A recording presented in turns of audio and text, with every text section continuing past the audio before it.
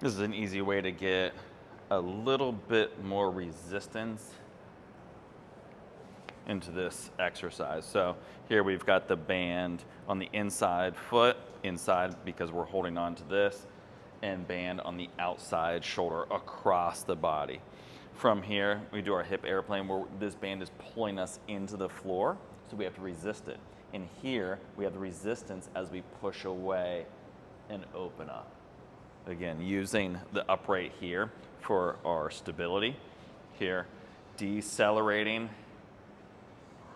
rotating into this leg, holding onto the upright for stability, driving through the lower leg,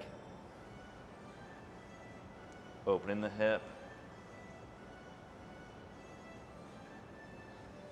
just using this band for some extra resistance to load up in this typical body weighted exercise. This trains a lot of good core as well because you have this pulling this body into rotation. This is really going to go after the left glute.